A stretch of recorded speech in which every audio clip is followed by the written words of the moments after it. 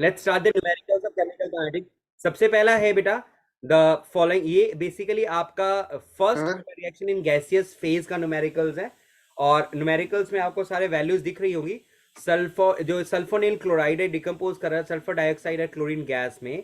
Experiment 1 experiment 2 दिया हुआ है। और ये जो फर्स्ट लिखा हुआ है this is given to you and this is time. ध्यान से देखिएगा तो ये आपको टाइम दिया हुआ है। टाइम कितना दिया हुआ है? टाइम सेकंड्स में दिया हुआ है। यूनिट का ध्यान रखना है। Time is given in seconds. और प्रेशर आपको दिया हुआ है। प्रेशर किस में दिया हुआ है? Pressure is given in ATM. अब आपको ध्यान रखिएगा प्रेशर आपके एटीएम में दिया हुआ है और टाइम आपको सेकंड्स में दिया हुआ है। इन्होंने बोला calculate the value of rate constant के निकालना है। थोड़ा सा मेरा अप्रोच जो होता है वो इनसे थोड़ा सा अलग होगा। मैंने यहाँ पे डायरेक्ट एक्सप्रेशन यूज कर लिया। रीजन इज कि ये एक्सप्रेशन मैं क्लास में डिराइव करवाता हूं। लेकिन अगर आपको बोर्ड में करना है तो बोर्ड में आप डेरिवेशन भी दिखा सकते हैं, डायरेक्ट रिलेशन। तो आपको पता है वो कैसे करना है। ध्यान से देखिएगा SOCl2 है, ये डिकम्पोज करता है SO2 और Cl2 में। इसका जो इनिशियल प्रेशर है मैंने पी नॉट ले लिया। स्टार्टिंग में इसका प्रेशर 0 होता है। अगर पी नॉट में से अगर x माइनस करोगे तो ये बनेगा x और x। यानी इसका प्रेशर जितना डिक्रीज होगा, क्योंकि SO2 Cl2 से तो ये दोनों बने हुए हैं, तो इसमें जितना डिक्रीज होगा उसकी वैल्यू इतनी ही बनेगी। तो अगर हम P टोटल निकालते हैं तो P total will be equal to what? Pressure of SO2 Cl2 plus pressure of SO2 plus pressure of Cl2।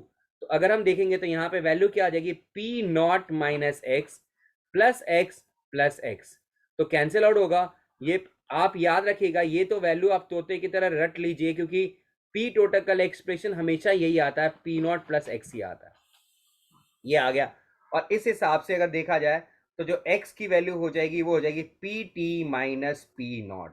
अब ये आ गया। अब आप बोलोगे सर ये करवा क्यों रहे हो? तो अब हम एक्सप्रेशन देखते हैं मेरे बच्चे। व्हाट इज के क्या होता है? ये होता है 2.303 अपॉन टी लॉग ऑफ, ध्यान से देखिएगा मेरे बच्चे, log of initial pressure upon pressure left. फिर से मैं बोल रहा हूं, initial pressure upon pressure left. ये हमारी वैल्यू होती है। अब मेरे बच्चे ध्यान से देखिएगा, शायद आपको पता भी होगा, बहुत ज्यादा घबराने की भी जरूरत नहीं है। ये जो पी नॉट था ये आपका इनिशियल प्रेशर था। क्या था ये हमारा इनिशियल प्रेशर था। और ये जो पी नॉट माइनस एक्स होता है ये होता है प्रेशर लेफ्ट। तो इन दोनों का रेशियो ही हमारा यहां पर यूज होना है मेरे बच्चे, इन दोनों का रेशियो। तो अगर इन दोनों का रेशियो हम लेते हैं तो वैल्यूज हमने नॉर्मली डाल दिया P not upon P not minus x. लेकिन अनफॉर्चुनेटली हमारे पेपर, अब मैं यहां दिखाता हूं, ये पी नॉट माइनस एक्स आ गया तो मैं यहां पे लिख रहा हूं। तो के का एक्सप्रेशन क्या हो जाएगा? इट विल बी 2.303 अपॉन में टी आ गया, फिर आ गया लॉग पी नॉट अपॉन में हो गया पी नॉट माइनस एक्स। लेकिन हमारे पेपर में एक्स की वैल्यू गिवन नहीं होती है। पेपर में क्या गिवन होता है? पेपर में पी नॉट दिया होता है और पी टी गिवन होता है। ये जो आप देख रहे हैं 0.4 यहाँ पे दिख रहा होगा, ये है आपका पी नॉट, यानी टाइम टी पे 0 था। और ये जो 0.7 देख रहे हो ये आपका पी टी दिया हुआ है। तो अब तो हम कैसे सॉल्व कर पाएंगे? एक्स की वैल्यू तो गिवन ही नहीं है, तो मुझे इस एक्स को पी टी के टर्म्स में चेंज करना पड़ेगा। और मेरा एक्सप्रेशन हो जाएगा 2.303 upon T log of P not upon में, अगर x की वैल्यू डालोगे तो x की वैल्यू डालने से ये हो जाएगा 2p not minus P T. तो यहाँ पे मैंने इस न्यूमेरिकल्स में, मुझे क्योंकि मैंने नहीं करवाया डेरिवेशन इसलिए मैंने यहाँ पे डायरेक्ट यूज कर लिया। अब इसी को मैंने सीधा यहाँ पे यूज कर लिया। मैंने पी नॉट के जगह पे देखो 0.4 डाल दिया मेरे बच्चे, 2 इंटू 0.4। और पी टी के जगह पे मैंने 0.7 डाल दिया।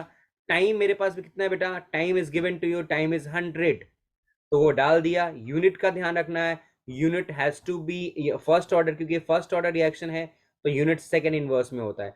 अगर आप बोर्ड में यूनिट नहीं लिख पाते हैं तो बोर्ड में आपके मार्क्स कट जाते हैं मेरे बच्चे। होपफुली ये न्यूमेरिकल्स का अप्रोच क्लियर होगा मेरे बच्चे। First of all will be doing the derivation. Derivation के बाद लास्ट में हम वैल्यू सब्सटीट्यूट कर देंगे।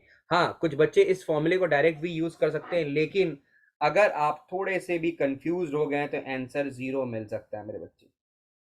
Is it fine? Is it yes fine मेरे बच्चों? Yes yes sir. Sir. Okay okay okay. Next देखते हैं बेटा, अगला दूसरा क्वेश्चन है, ये भी बहुत अच्छा क्वेश्चन है। The following data were obtained during first order decomposition of same, वही क्वेश्चन है और इन्होंने बोला निकालने के लिए calculate the rate of reaction when total pressure is this. आप अभी ये डेरिवेशन मैं दोबारा से नहीं करवाऊंगा क्योंकि ये डेरिवेशन मैंने ऑलरेडी आपको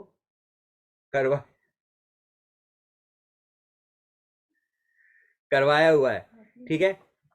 तो के की वैल्यू आ गई, के की वैल्यू आ गई बेटा। अब कैसे निकाला, तो ये देखो ये जो दिया हुआ 0.5, this is my P not. ये जो 0.6 है ये आपका पी टी हो गया, मैंने इसको डाल दिया और यहां से के निकाल दिया। टाइम आपको पता ही है, एक्सप्रेशन क्या था, टी की जगह पे मैंने ये मेरा टाइम हो गया टी, मैंने इसको डाला और के की वैल्यू निकाल ली। यहां तक तो मेरे सभी बच्चों को क्लियर हो गया होगा, यस और नो? Yes, sir. ओके, अब रुक जाओ, अब रुक जाओ। इन्होंने बोला calculate the rate of reaction, तो इसके बाद क्या करना है, हम रेट का एक्सप्रेशन लिखने हैं। तो रेट इज इक्वल टू के इनटू प्रेशर ऑफ SO2Cl2 और फर्स्ट ऑर्डर है तो पावर में 1 डाल देंगे, ठीक है ना। अब हम बात करते हैं बेटा व्हाट इज दिस प्रेशर। तो प्रेशर ऑफ SO2Cl2 अगर आप ध्यान से देखोगे तो how much, P not minus 2PT, ठीक है। What is this P not, आप देखो एक मिनट, ये हमने याद है, एक मिनट रुक जाओ, उल्टा मैंने लिख दिया। ये जो एक्सप्रेशन था P नॉट माइनस एक्स था ना, तो ये हो जाएगा 2P नॉट माइनस PT। तो P नॉट की जगह पे क्या लेना है, 2 इंटू 0.5 और यहां पे उन्होंने कहा टोटल प्रेशर कितना है 0.65, तो है नहीं माइनस 0.65 यहां पे कर लो, तो सॉल्व करोगे तो ये 0.35 ATM आ गया। तो अब देखो क्या करना है, पे प्रेशर भी आ गया, तो के की रेट, के ऑलरेडी आपने निकाल लिया बेटा, K is 2.2316 into 10 raise to the power minus 3 और इंटू प्रेशर प्रेशर इज 0. ठीक है 0.35 है, ये वैल्यू डाल दिया तो आंसर आपने देखो इसमें लिख लिया, मल्टीप्लाई करके डायरेक्ट देखो यही सेम निकाला है ना यहाँ पे, तो ये मल्टीप्लाई करा तो आंसर आ गया rate. Am I clear to all of you? यहाँ पर रेट निकालना था, रेट के लिए आपको प्रेशर चाहिए था, pressure was P not minus x, जिसको हम 2P नॉट माइनस PT भी कहते हैं क्योंकि एक्स की वैल्यू अभी निकलवाई थी ना बेटा आपसे वैल्यू देखो एक्स की वैल्यू मैंने ऊपर ही कैलकुलेट करवाई आपसे, आप नोटिस करना, देखो एक्स की वैल्यू आई ना PT minus P naught. Am I clear to all of you, yes और नो? Sir yes sir. हाँ जी बोलिए बेटा। सर आप टेस्ट पे डिस्कस कर सकते हो एक बार बाद में? हाँ हाँ ओके बेटा आगे मूव ऑन करें। ये क्वेश्चंस आपके पेपर में आए हुए हैं, first order reaction gases phase, ध्यान रखना है, बहुत इंपॉर्टेंट है। इसका एक और क्वेश्चन देख लो बेटा, क्योंकि हमें सारे क्वेश्चन करने हैं, ये एनसीईआरटी क्वेश्चन है तो आपको पता होना चाहिए बेटा प्रॉपरली। अच्छा इस क्वेश्चन में क्या करना है, इस क्वेश्चन का मैं अपने हिसाब से ऑब्वियसली आपको पता है 0.5 जो यहाँ पे दिया हुआ है ये आपका P P नॉट। नॉट है, ये 0.52 जो है ये आपका PT हो गया, बहुत अच्छे। ये जो 100 है ये आपका क्या है, time second. Time in second. अब आपको एक्सप्रेशन यहाँ पे निकालना पड़ेगा बेटा इक्वेशन देखते हैं, 2N2O5 gives 2N2O4 plus O2, ध्यान रखिएगा ये होगा P नॉट, ये हो गया 0 0, ये हो गया P नॉट माइनस एक्स, या आप इसको 2x कर दो तो ये कितना हो जाएगा 2x और ये मेरा x। अब मुझे मेरे बच्चे x की वैल्यू तो हमेशा ही फिक्स होती है, वो क्या होती है PT माइनस P नॉट, ये फिक्स्ड है। तो अब मेरा जो k का एक्सप्रेशन था इट वाज 2.303 अपॉन में t log of P not upon P not minus 2x, तो इस 2x की जगह पे ये वाला एक्सप्रेशन डाल दो। जब डालोगे तो k की जो वैल्यू हो जाएगी डायरेक्ट वो हो जाएगी 2.303 अपॉन में t log of P not upon 3P not minus 2PT हो जाता है ये। अब ये मैंने वैल्यू डाली मेरे बच्चे, अब सीधा वैल्यू डाल दूंगा k के जगह पे। मैं इस मेथड को नहीं फॉलो करना जो आपके नोट्स में दिया हुआ है, मैंने आपको क्लास में कराया है, ये एनसीईआरटी का मेथड था, जब मैंने ऑलरेडी आपको करा दिया तो ये एनसीईआरटी मेथड को फॉलो करने की कोई जरूरत नहीं। 3.5 माइनस 2 इंटू 0.512 सॉल्व कर लेना, और टाइम की जगह पे आपने यहाँ पे 100 ले लेना। पता नहीं यार, अचानक तबीयत डिस्टर्ब सी लग रही है। ये हो गया, के की जो वैल्यूज होगी फिर आप सॉल्व करके आंसर निकाल लेना, बट वही इन्होंने बोला निकालने के लिए। बेटा होपफुली क्लियर है मेरे बच्चों, यस और no? Yes, Yes, sir. sir. बेटा we have done 3 numericals, is it clear to all of you? सभी बच्चे रिप्लाई करो मेरे बच्चे। Yes, sir. Yes, Yes, sir. Yes, sir. yes, sir. Vivaan doubt है बेटा Yes, कुछ? sir. Yes, sir. नहीं सर, नहीं। हैंड रेज है ना तुम्हारा बच्चे? हेलो,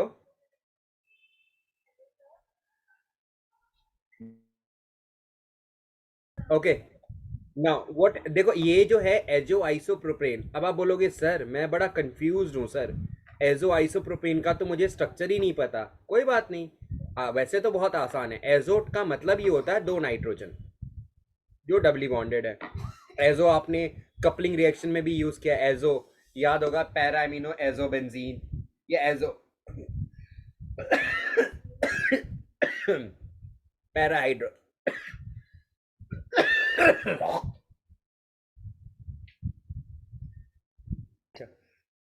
देखो बेटा ये एजो आइसोप्रोपेन है मेरे बच्चे।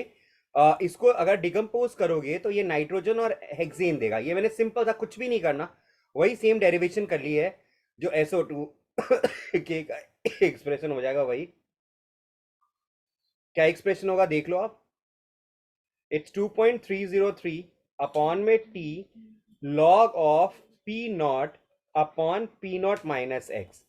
और क्योंकि आपको पता है x की वैल्यू क्या होती है, वो होती है हमेशा होती है PT माइनस P0, वो वैल्यू डाल दो तो k का सीधा एक्सप्रेशन आ गया 2.303 अपॉन में T, और वो हो जाएगा log P0 upon 2P0 minus PT। अब मेहनत ही नहीं करनी।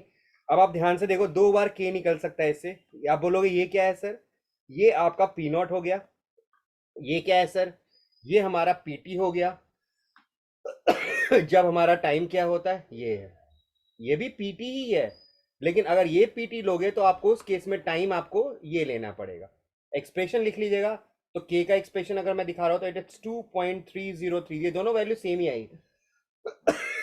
यस 360 log P0 की जगह पे इट इज 2 इंटू 35 माइनस 54। इसको सॉल्व कर लेना बेटा, आंसर दे दोगे। इज इट फाइन मेरे बच्चों, क्लियर है? Yes, sir. Yes, sir. Okay भाई, अब देखो अगला क्वेश्चन देखो, ये यहाँ पर फर्स्ट ऑर्डर रिएक्शन क्वेश्चन है। इन्होंने पूछा कि show that for a first order reaction, ध्यान रखना, for a first order reaction time required for 99.9% completion of the reaction to take place is 10 time half life. First order बता दिया उन्होंने, पूरा T 99.9% जो है वो 10 टाइम्स है T हाफ की। अब आप बोलोगे sir first order, for first order reaction, आज भी मैंने आपको क्लास में बताया था फर्स्ट ऑर्डर रिएक्शन के लिए इसको एक्सप्रेशन मेरे साथ साथ बोलेंगे बेटा कि T का फॉर्मूला क्या होता है। T इज 2.303 अपॉन में K, और फिर होता है log R0 बाय R।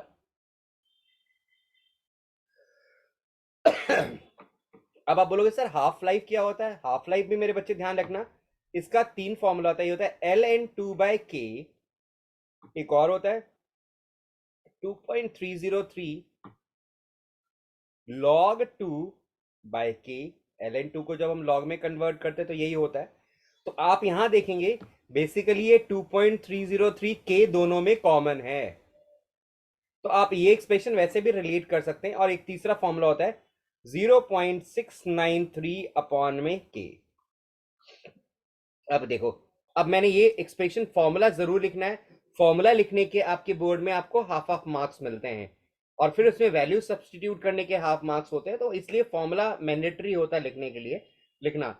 अब what is the meaning of formula लिख लिया। अब मैंने लिखा टी 99.9%, तो वो फॉर्मूला क्या होता है? It is 2.303। बेटा इसका मतलब क्या होता है मेरे बच्चे, ये समझिएगा। What is the meaning of this? इसका मतलब इतना कंप्लीटेड है, इतना कंप्लीटेड है। तो अब हमने क्या किया, तो इसमें 2.303 अपॉन के को छोड़ दिया और ये लिखा लॉग आर नॉट। अगर कोई रिएक्शन 99.9% कंप्लीट हो गया है तो इसका मतलब वो 0.1% बचा हुआ है, यानी हो जाएगा, ये हो जाएगा आर की वैल्यू हो जाएगी 0.1/100 ऑफ आर नॉट।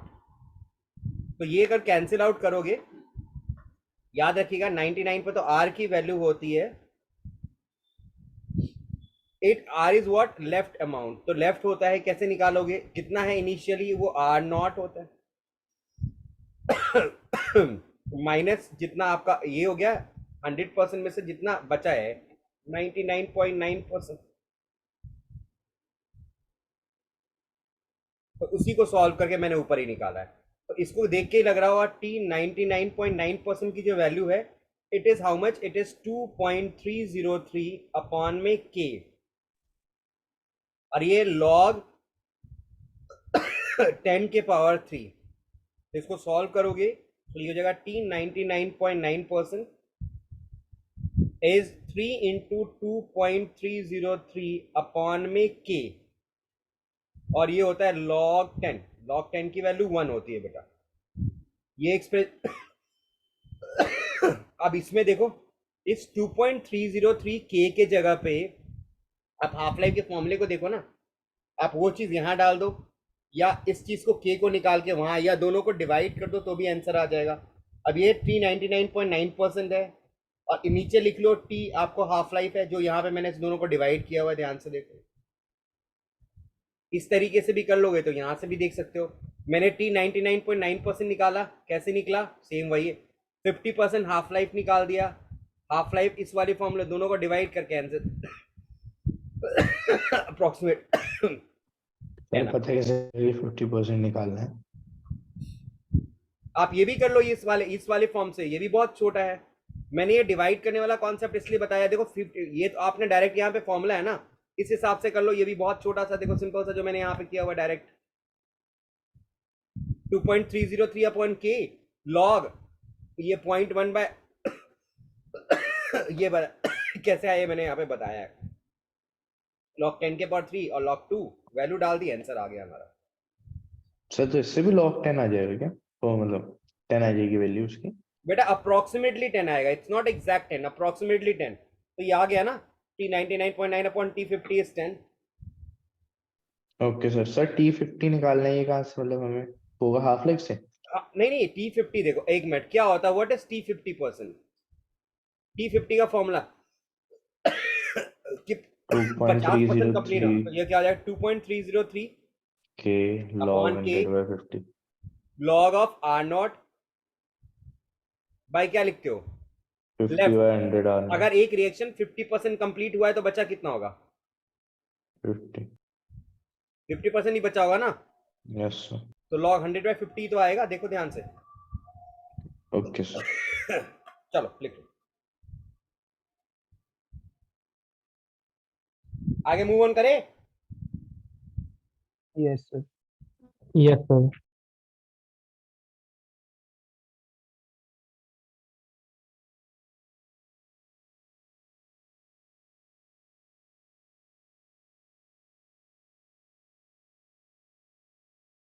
कर लिया ना, नेक्स्ट में मूव ऑन करूं।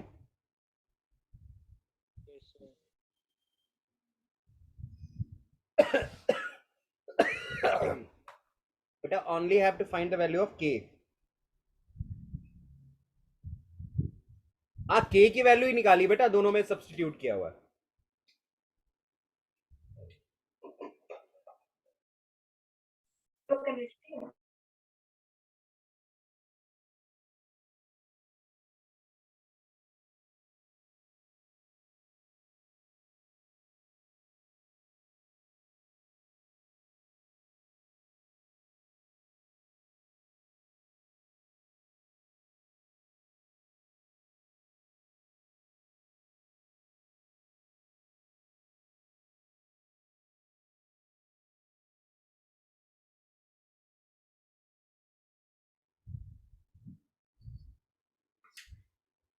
अब ये नेक्स्ट क्वेश्चन देखिए बेटा, for the hydrolysis of methyl acetate the following results were obtained.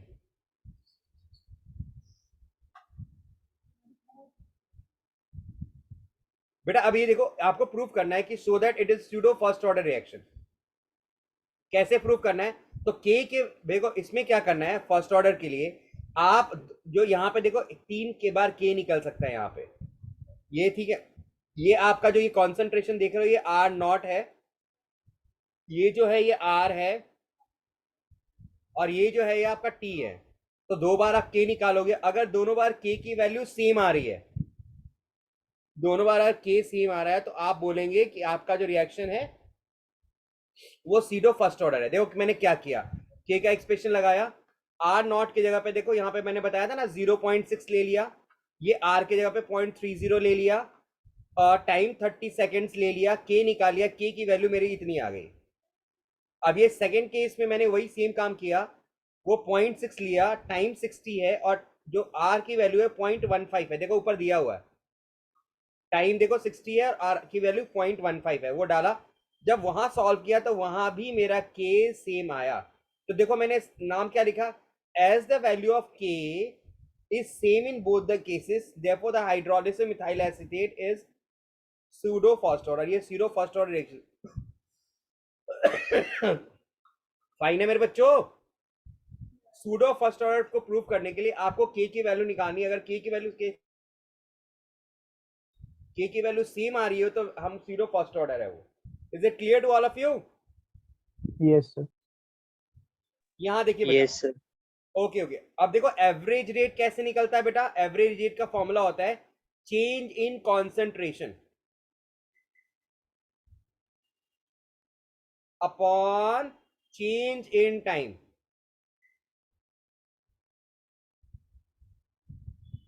ठीक है, अब चेंज इन कॉन्सेंट्रेशन कितना है, तो अब चेंज इन कॉन्सेंट्रेशन कितना है आप ध्यान से देखो, आपकी वैल्यूज कितनी आ रही है, आप टाइम देख लो।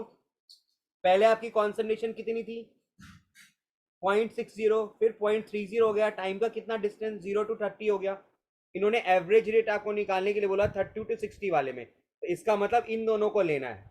तो आप एवरेज रेट कैसे निकालोगे, what is average rate, change in concentration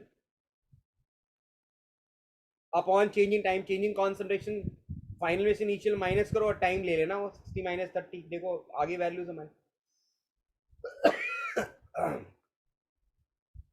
ठीक है, नेगेटिव साइन क्यों लगाया बेटा, रिएक्टेंट की वैल्यूज है ना, तो रिएक्टेंट की वैल्यू टाइम के साथ डिक्रीज होती है ना, तो we always use a negative sign, मैंने बताया था। बट फाइनली आपको मैंने बताया था rate has to be positive, इसलिए देखो माइनस फिर हमने ये लिखा है, because we know it very well कि जब भी हम रेट ऑफ रिएक्शन को रिएक्टेंट के टर्म्स में लिखते हैं तो वैल्यू नेगेटिव होती है, मैंने ये बात बताया भी है।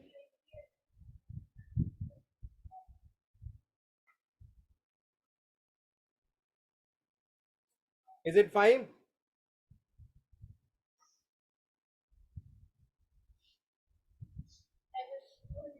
अच्छा, अगला क्वेश्चन देखो बेटा, इसमें क्या है क्वेश्चन है, आप ध्यान से देखो, ये भी बहुत अच्छा क्वेश्चन है, बहुत अच्छा क्वेश्चन है। ये एनसीईआरटी क्वेश्चन है, ये आपके सीबीएसई में भी देखो आया हुआ क्वेश्चन। ध्यान से देखो क्या बोला इन्होंने, time required for 99% completion is twice the time required for 90%।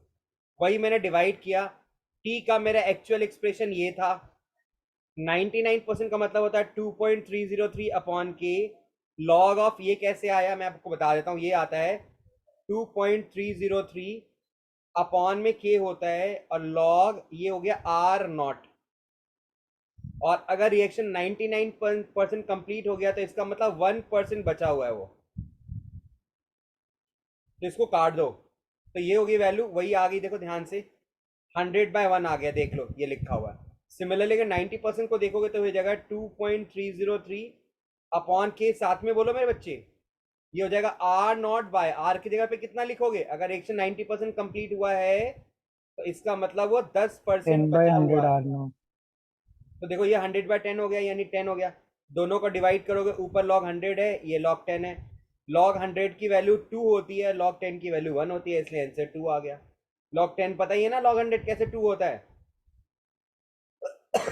इसको लिख सकते हो log 10 raised to the power 2 log 10 2 आ गया तो 2 log 10 हो गया मेरे बच्चे।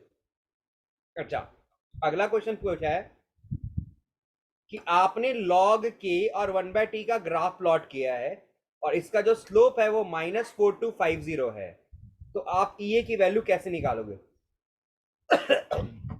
एक एक्सप्रेशन है, ध्यान से देखना मेरे बच्चे, आपको मैं दिखाता हूं। एक एक्सप्रेशन है log k, आज मैंने लर्न भी करवाया था, log k is equal to log a minus, याद होगा, जल्दी साथ में बोलो बेटा, 2.303 RT। अब जरा कंपेयर करो, ये हो गया y, ये हो गया c और ये हो गया mx। ग्राफ किसके किसके वजह से प्लॉट कर रहे हो? log k, और उधर क्या है 1/t। इस ग्राफ का जो ये ग्राफ नेगेटिव है तो इसका मतलब ग्राफ ऊपर से नीचे आएगा, तो इस ग्राफ का जो स्लोप होगा वो होगा -EA/2.303 R। ठीक है, इन्होंने स्लोप ऑलरेडी दे दिया है आपको, तो इसलिए मैंने slope which is -EA/2.303 R is equal to -2450 किया। सॉल्व करके मैंने EA की वैल्यू निकाल दी, R की जगह पे 8.314 लिया और यूनिट या तो जूल्स पर मोल या किलो जूल्स पर मोल में लिखवाते हैं। ऐसे क्वेश्चंस आपके पेपर में आ सकते हैं मेरे बच्चे, फिर से बोल रहा हूं, ऐसे क्वेश्चंस आपके पेपर में आ सकते हैं बोर्ड के अंदर। इसलिए जितने भी न्यूमेरिकल्स मैं आज डिस्कस कर रहा हूं, सभी बच्चों को ये आप रिकॉर्डिंग भी शेयर कर दिएगा ताकि मैक्सिमम बच्चे को बेनिफिट मिल जाए मेरे बच्चे, और सारा बच्चा देख ले बेटा, सभी बच्चे इस रिकॉर्डिंग को ध्यान से। अगला क्वेश्चन देखते हैं। मैंने सर ये एनसीईआरटी क्या के अगर सारे अभी आपने स्लोप स्लोप आ गया ना। अब देखो स्लोप यहाँ मैंने बता दिया ना स्लोप क्या होता है। अब स्लोप की वैल्यू -24250, माइनस से माइनस कट गया, तो EA is 4250 into 2.303 R, value डाल दी, सॉल्व कर लिया बेटा। Okay okay sir. अच्छा, अब ये क्वेश्चन देखो, ये भी बहुत अच्छा क्वेश्चन है एनसीईआरटी का। The decomposition of hydrocarbon follows the equation this, calculate EA। बहुत इजी था, आरएनएस इक्वेशन हम लोगों ने क्लास में ही करा था। आरएनएस इक्वेशन का फॉर्मूला होता है K is equal to AE minus EA/RT। अब मैं बगल में लिख देता हूं K 4.5 into 10 raise to the power 11, और ये हो गया E। ठीक है, अब दोनों को कंपेयर कर लो, तो आप कंपैरिजन में देखोगे A की वैल्यू हो गई 4.5 into 10 raise to the power 11, और EA के जगह पे यहां पे दिख रहा होगा बेटा EA, ऐसे कर लो ना, EA/RT की जगह पे -28,000 K/T दिख रहा होगा। तो यहां से T से T कट गया और EA की जो वैल्यू हो गई वो हो गया 28,000 इंटू R, मल्टीप्लाई करके हमने वैल्यू निकाल दी। इज इट फाइन मेरे बच्चों? Yes, sir. अच्छा, नेक्स्ट क्वेश्चन देखिएगा मेरे बच्चे। The decomposition of A has the rate constant of this, यानी ये हमारे पास K है एट 10 डिग्री सेल्सियस, और एनर्जी ऑफ एक्टिवेशन भी दिया हुआ है, at what temperature K would be this. दो K की वैल्यू गिवन है लेकिन टेम्परेचर सिर्फ एक दिया हुआ है, EA दिया हुआ है। तो मेरा आर्हेनियस इक्वेशन था एट डिफरेंट टेम्परेचर वाला, ये log K2/K1 is equal to EA/2.303 R T2 minus T1 upon 1/T1 into T2।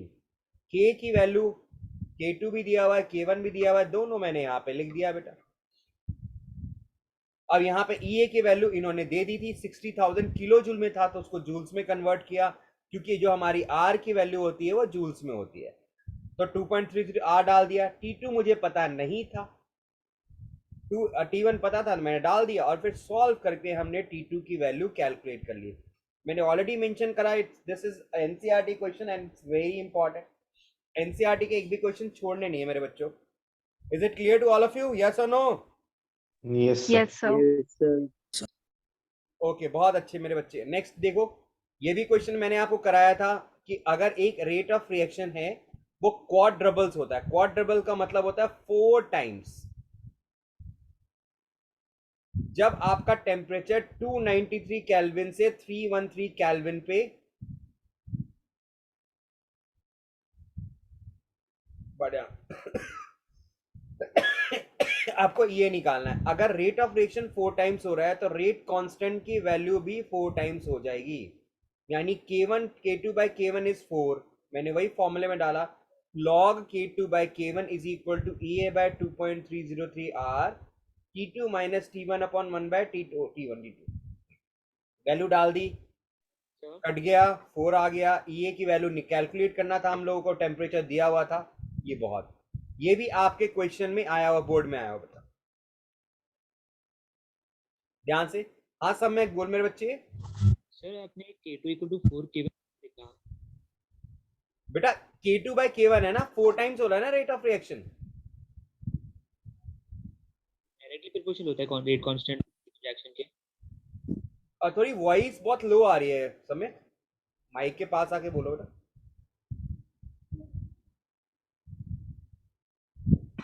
Constant rate of reaction के डायरेक्टली प्रोपोर्शनल होता है।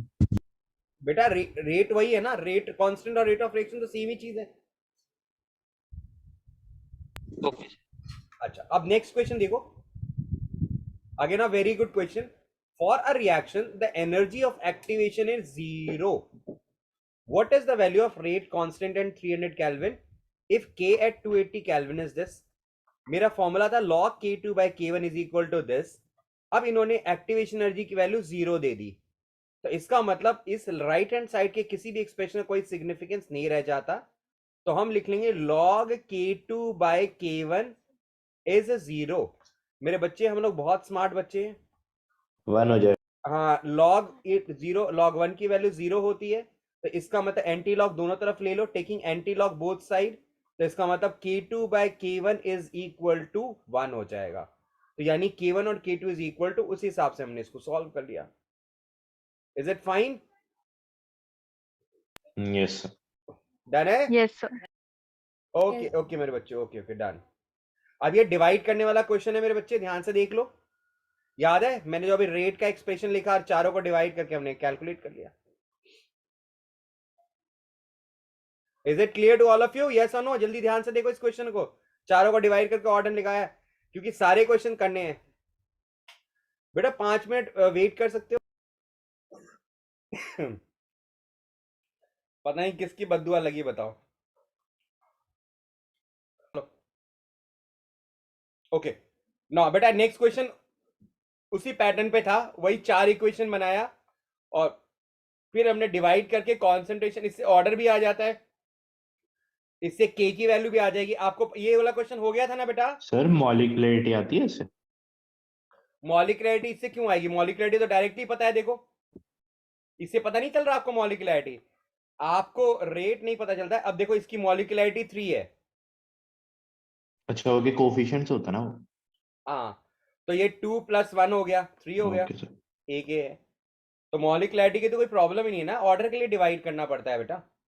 और ओके ऐसे क्वेश्चन भी पेपर में आ सकते हैं बेटा, ध्यान रखिएगा। ये भी क्वेश्चन कराया हुआ है, अलग देख लीजिए। अब अगला है जो आपने बेटा पूछा था मेरे से, देख लो क्या क्या क्वेश्चन है।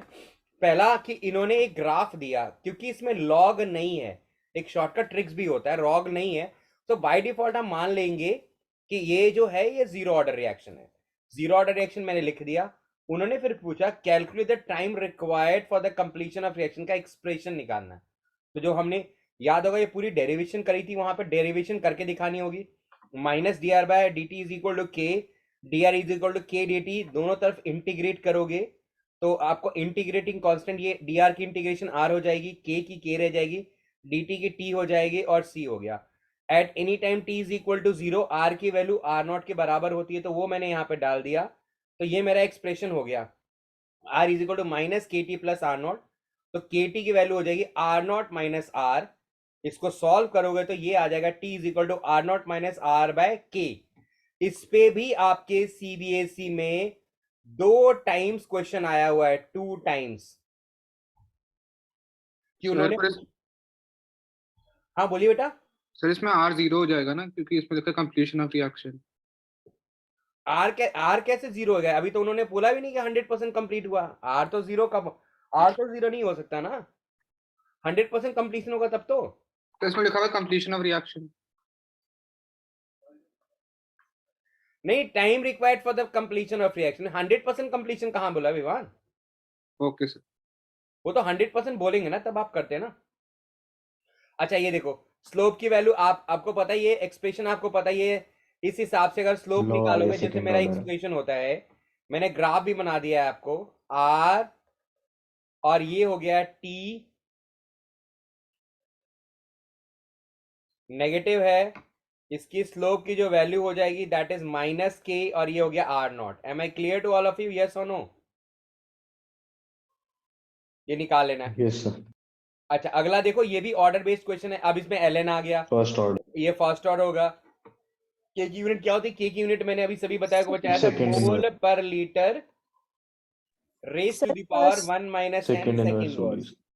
तो n की वैल्यू 1 डाल दो मेरे बच्चे।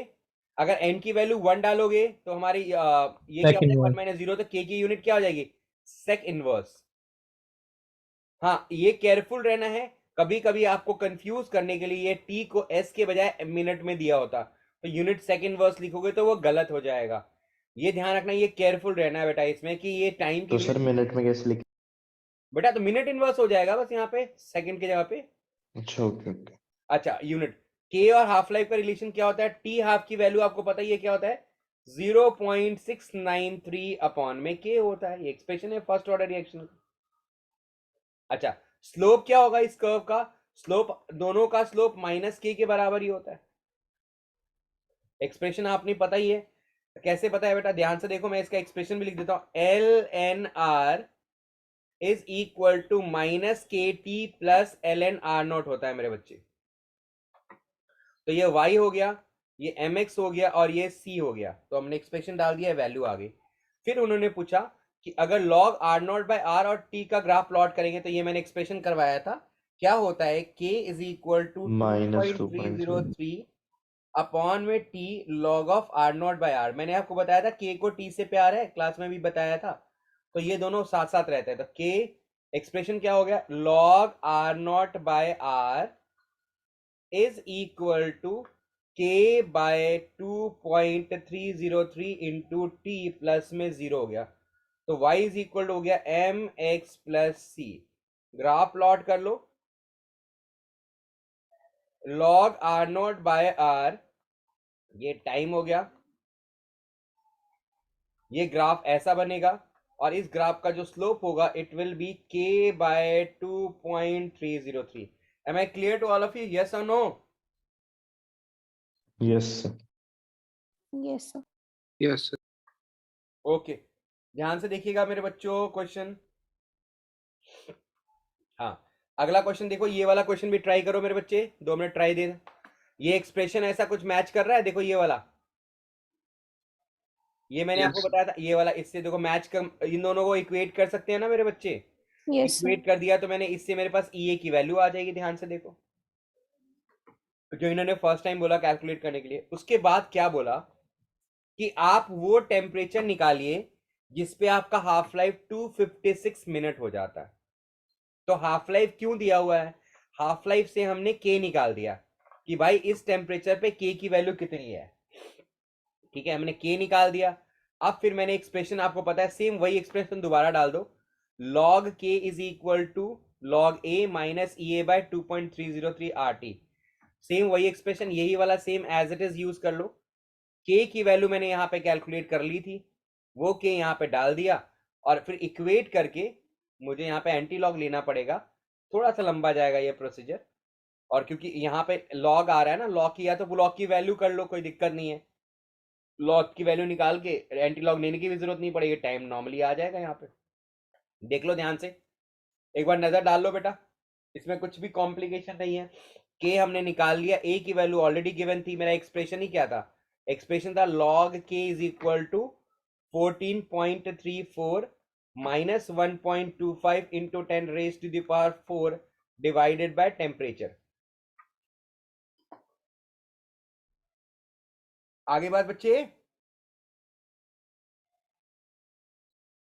Is it clear to all of you, yes और नो? Yes sir.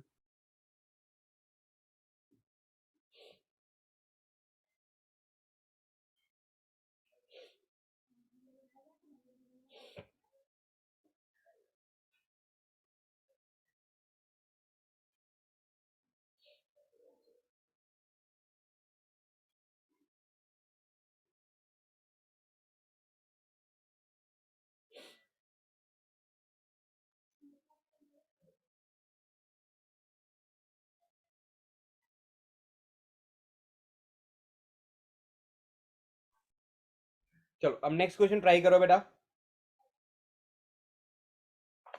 ये क्वेश्चन थोड़ा सा लंबा जाएगा, हल्का सा, क्योंकि ये लंबा है भी क्वेश्चन थोड़ा सा। Time required for 10% completion of a first order reaction at 298 kelvin is equal to time required for its 25% completion at 308 kelvin.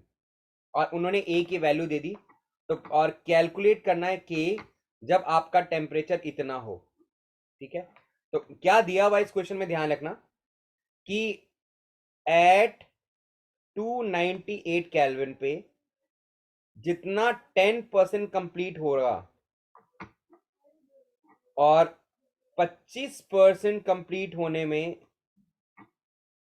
20308 पे जो टाइम लग रहा है वो दोनों टाइम बराबर है। मतलब 308 में 25% कंप्लीशन हो जा रहा है, रिएक्शन 25% कंप्लीट हो जा रहा है, और 298 पे उसको कंप्लीट होने में कितना 10% लग रहा है। तो यानी time required for 10% is 25% at 308। मतलब टेम्परेचर के बढ़ाने से रेट ऑफ रिएक्शन थोड़ा सा फास्ट हो जाता है, ये हमें पता ही है। तो हम इसका एक्सप्रेशन लिखते हैं बेटा। आपको पता है टी का फॉर्मूला क्या होता है? टी का फॉर्मूला होता है 2.303 अपॉन में के log of are naught by r होता है। ठीक है, अब यहां पे एक्सप्रेशन क्या है वो ध्यान से देखिएगा। तो ये जगह 2.303 अपॉन में k1, और क्योंकि ये रिएक्शन 10% कंप्लीट हुआ है तो इसका मतलब 90% ये बचा हुआ है, तो यानी 90/100 ऑफ आर नॉट कर लेते हैं। तो ऐसे सॉल्व कर लेंगे, और ये हमारा t कितना है? This is t 10%। Similarly t 25% का एक्सप्रेशन निकालो, तो वो हो जाएगा 2.303 अपॉन में k2। अब बोलोगे सर k क्यों अलग, क्यों? क्योंकि टेम्परेचर चेंज होने से k की वैल्यू भी अलग हो जाती है। तो जो log r naught by 75% of are naught. Solve कर लेना मेरे बच्चे, और इन दोनों k को इक्वल कर देना है। इन दोनों, सॉरी k नहीं, दोनों टाइम को इक्वल करोगे तो इससे आपके पास k2/k1 का एक्सप्रेशन आ जाएगा, जो कि मैंने यहां पे निकाला है। ध्यान से देखो, ये देखो, इन दोनों को डिवाइड करके क्या निकाला मैंने? k2/k1 का एक्सप्रेशन निकाला। उस k2/k1 को इक्वल करोगे तो अपने आप आ जाएगा, क्योंकि बाकी सब चीजें कट जाएंगी। उसको इक्वेट करके मैंने यहां डाल दिया, k2/k1 को इस जगह पे डाल दिया, और फिर मैंने EA निकाल लिया, क्योंकि टेम्परेचर तो मुझे पता है, एक है 308 और ये है 298। इसको सॉल्व करके मैंने k2/k1 निकाल लिया है। और उसके बाद मैंने पहले इसको k2/k1 निकाला, डाल दिया यहाँ पे EA की वैल्यू, यानी एक्टिवेशन एनर्जी मेरी आ गई। थोड़ा सा लंबा जाएगा, मैं डिनाई नहीं कर रहा हूँ, थोड़ा सा क्वेश्चन ये लेंदी है। तो यहाँ से EA निकाल लिया। अब आपके पास EA आ गया, आपके पास टेम्परेचर भी आ गया है। लॉग ए की वैल्यू, ऑलरेडी ए की वैल्यू यहाँ पे डिफाइंड है, ऊपर उन्होंने दे दिया है, तो उन्होंने के निकालने के लिए बोला, मैंने सॉल्व कर लिया।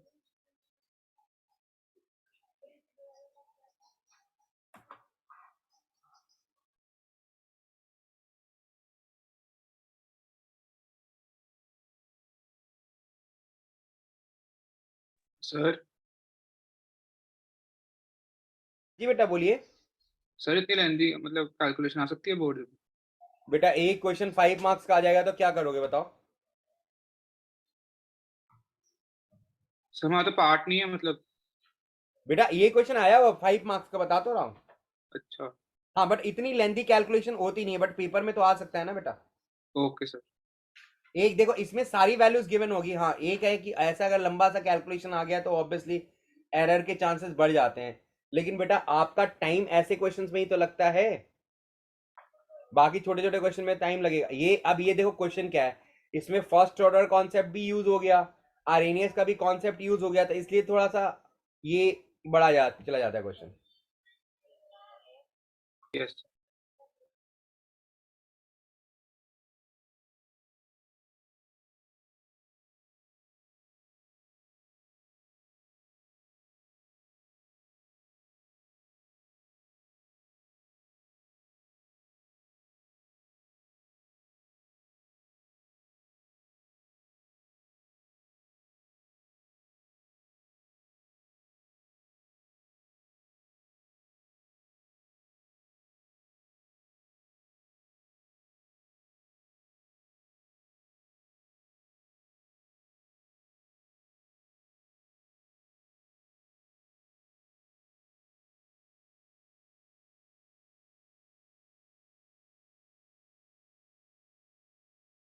ये भी क्वेश्चन बहुत अच्छा क्वेश्चन है, बहुत अच्छा, बहुत अच्छा। ये भी क्वेश्चन बहुत अच्छा है, ये भी ध्यान रखिएगा, ये आपकी बोर्ड के क्वेश्चन है बेटा, बहुत इंपॉर्टेंट क्वेश्चन है। ध्यान से देखो, ये भी क्वेश्चन क्या है कि एक रिएक्शन है जिसको 50% कंप्लीट होने में 20 मिनट लगा, ठीक है। दूसरा रिएक्शन जो है वो सेम रिएक्शन जो है उसको 50% कंप्लीट होने में 5 मिनट लगा। टेम्परेचर अलग पे, टेम्परेचर अलग अलग है तो दोनों की के की वैल्यू अलग आएगी। यहाँ पे 50% दोनों का हाफ लाइफ की बात ही हो रही है। फर्स्ट ऑर्डर के लिए हाफ लाइफ का फॉर्मूला होता है 0.693 अपॉन के, तो के का फॉर्मूला होगा 0.693 अपॉन हाफ लाइफ। फर्स्ट वाले का हाफ लाइफ 20 मिनट है, दूसरे वाले का हाफ लाइफ 5 मिनट्स है, तो मैंने दोनों के लिए K1 और K2 निकाले 0.693 अपॉन 20 और 0.693 अपॉन 5। इससे K1 और K2 दोनों की वैल्यूज मैंने कैलकुलेट कर ली। अब फॉर्मूला है log K2 by K1 is equal to EA by 2.303 R 1 by T1 minus 1 by T2। अब यहां पे मैंने वैल्यू डाली, K2 और K1 दोनों की वैल्यूज मैंने डाल दी। EA मुझे कैलकुलेट करना था और टेम्परेचर मुझे दिया हुआ है T1 और T2, ये निकालना है। ये मेरे हिसाब से इंपॉर्टेंट क्वेश्चन है, कॉन्सेप्ट भी यूज कर सकते हो आप इसमें, कोई बहुत मेजर कॉम्प्लिकेटेड वाला केस नहीं है। आप ध्यान से देखिए मेरे बच्चे, मैं सभी बच्चों से पूछ रहा हूँ, is it clear to all of you? ये न्यूमेरिकल्स क्लियर है बेटा? हाफ लाइफ का हमने जो यूटिलाइज Yes, किया है, sir. Yes, sir. Yes, सभी sir. बच्चों का Yes, बेटा, sir. सभी बच्चों का रिप्लाई नहीं आ रहा है, सभी की आवाज आनी चाहिए। Is it clear to all of you? सभी बच्चों से पूछ रहा हूँ। Yes, sir. Yes, sir. Yes, sir. सागर बेटा, Yes, sir. Sachin, Jaskirat clear है बेटा?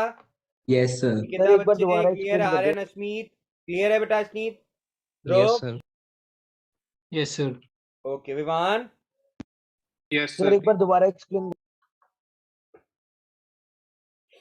बेटा यहाँ पे हाफ लाइफ दिया हुआ है, 50% का मतलब ही हाफ लाइफ होता है, तो हाफ लाइफ दिया हुआ था 20 मिनट, तो मैंने यहाँ पे BT हाफ लाइफ डाल दिया। यहाँ पे K1 निकाला क्योंकि टेम्परेचर के अलग होने से रेट कांस्टेंट की वैल्यू भी अलग होती है, तो इसलिए मैंने लो टेम्परेचर पे K1 और हाई टेम्परेचर पे K2 निकाला। K1 K2 दोनों की वैल्यू आ गई।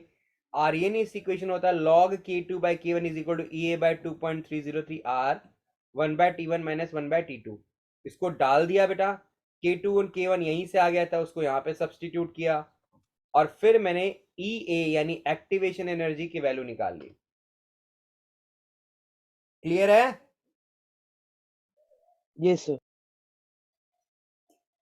ओके ओके, अब देखिए बेटा, ये दो क्वेश्चन थे, दोनों क्वेश्चन एनसीईआरटी के थे, वही वाला ऑर्डर वाला कि आपका रिएक्शन देखो क्या हो गया।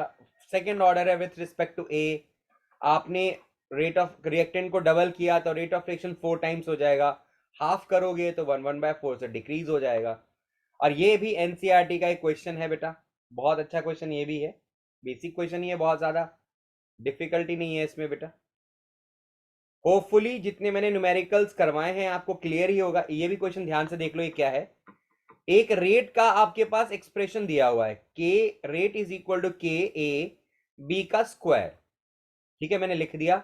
यहां पे के की वैल्यू आपके पास है, ए की वैल्यू भी गिवन है, तो उन्होंने बोला भाई रेट निकालो जब आपकी ए की वैल्यू इतनी है और बी की वैल्यू इतनी है। कुछ करना ही नहीं था, रेट का एक्सप्रेशन दिया हुआ था तो के की वैल्यू डाल दी, ए की वैल्यू डाल दी, बी की वैल्यू डाल दिया, उसको स्क्वायर करके सॉल्व कर लिया हमने।